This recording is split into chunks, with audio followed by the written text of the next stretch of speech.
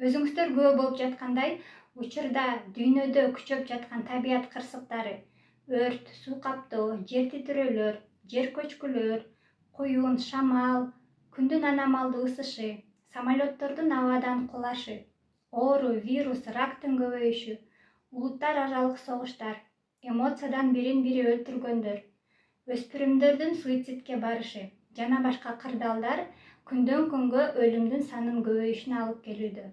Айтор, эч бир мамлекетте тынчтык жок. Бул өткөл улгоо мезгилдин жүрүп жатканы. Өткөл улгоо мезгил деген бул эски пендечилик жашоо бүтүп, 21-кылымда жаңы доор башталгандыктан адамзатка улгоо жүрүп жаткан мезгил. Мындайча айтканда, тандоо жүрүп жатат. Жаңы доорго жан дүйнөсү жарактуулар калып, жараксыздар жоюлат дегени. Ошол себептен азыр адамзатка өлүм сыноосу келди.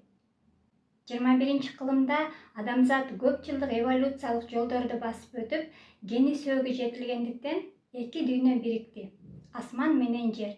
Асманда Кудай жана Кудайга кызматка буйрулган болгон ааламдык күчтөр, арбай периште инопланетяндар жерге түштү. Алар энергия түрүндө от, суу, таш, абадын курамына жайгашкан. Кудай жерге келип, бир адамды кийип, материяга, корпуска ээ болуп, өзүн жаңы Кудаймын деп тааныштырды. Арстаналайдын денеси менен Кудай энергиясы жуурулушуп айырмасыз болгондо, ал кубулууга жөндөмдүү болду. Асманда Кудайга же Аллахка кимдер кызмат кылса, ошол күчтөрдүн баары, бул ааламдык күчтөр, арбай периште инопланетяндар, табият күчтөрү, от, суу, таш, аба, мазар ээлери, жөлөмө күчтөр, 7 катар жердеги күчтөр баш ийип күнү-түнү кызматка буйрулган. Кудай жерге келип, адамзатка жаңы доордун илимин, жаңы доордо жашоо жол-жобосун көрсөттү.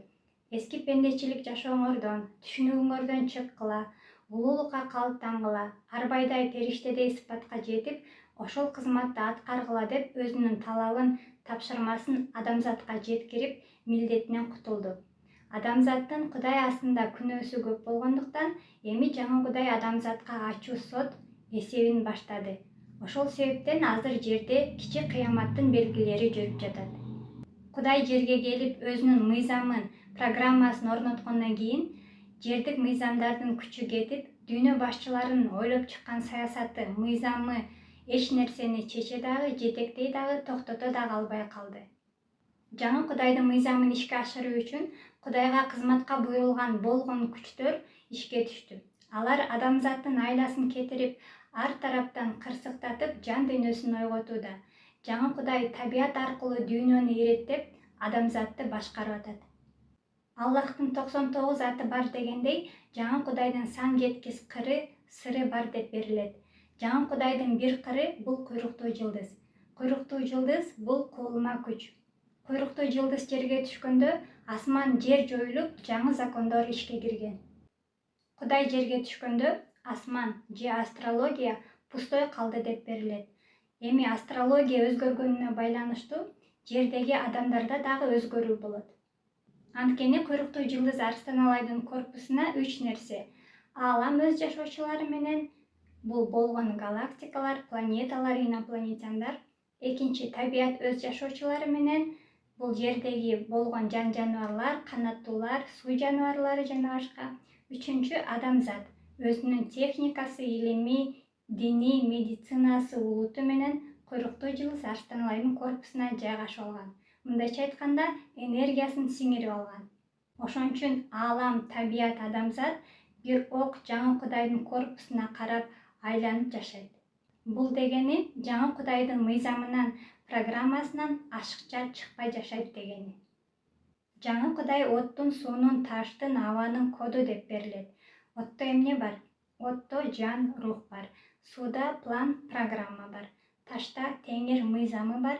Абада воздух, духов возит дегендей арбайлар бар. Демек, от, суу, таш, абаны жөнөкөй материя катары көрбөй, тирүү жан катары кабыл алышыбыз керек. Табият секунд сайын ар бир жашооңо күбө дейт. Ошон үчүн жаңы доордо табиятты таанып, табият менен гармонияга өтпөсө, жерде жашай албайт. Анткени табияттын ээси бул жаңы Кудай. Табиятсыз жерде жашоо жок болгондой, Эми адамзат жаңы Кудайсыз жерде жашай албайт. Ал андан дагы берилет. Куйруктуу жылдыз бул ирет адамзат үчүн эмес, табият үчүн келген деп. Ошон үчүн 2018-жылы жаңы Кудай Агонго колун салып табиятты бейишке айландырып койгон. Эми табият бейишке жарактуу адамдарды калтырып, жараксыз адамдарды табият өз койнунан жоет. Ал андан дагы берилген.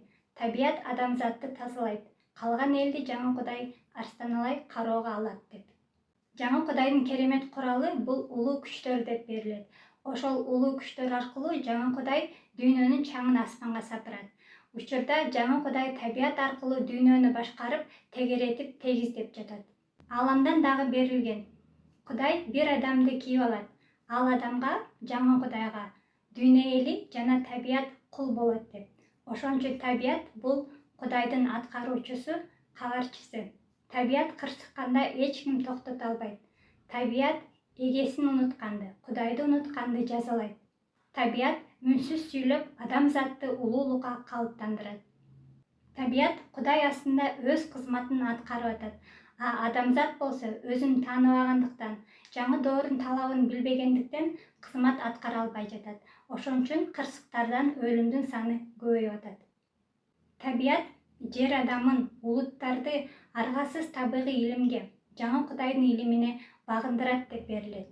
Адамзат эми табият кырсыктары күчөгөн сайын жан дүйнөсү ойгонуп, аргасыз табигый илимге багынат. Илим алып өсүп кутулат же өлүп кутулат. Жаңы Кудай экономикасы менен көтөрүлгөн мамлекеттерди экологияны кароого албаса, экология аркылуу талкалап, жазалап коем деп айткан. Ал андан берилген. Табият кырсыгын токтотуп бериңиз деп мамлекеттер жаңы Кудайга кайрылат деп. Кырсыктар качан болот дегенде ал андан берилет. Кырсык бул адам же улут же мамлекет өзүнүн жашоого жаралуу максатын билбесе, өзүнүн чыныгы милдетин аткарбаса, Кудайдын ачыктан эскертүүсү деп. Эми ар бир улут, ар бир адам, ар бир мамлекет кырсыктардан кутулуу үчүн, өткөн улгоо мезгилден, өлүм сыноосунан сакталуу үчүн жаңы Кудайдын мыйзамына көнүп, талабын аткарып гана сакталып калат.